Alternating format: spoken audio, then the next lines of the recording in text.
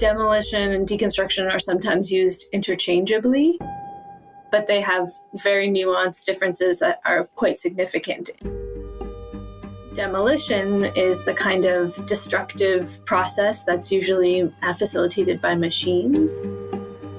Deconstruction has more manual labor and is a more careful form of disassembly.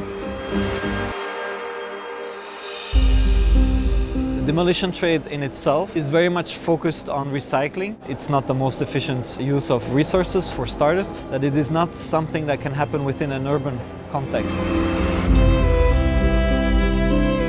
So it would not solve the problem to boost recycling even more. If we are talking about reuse of building components, the infrastructure you need for that is typically smaller and the added value is higher. So this is potentially something that could work in an urban environment.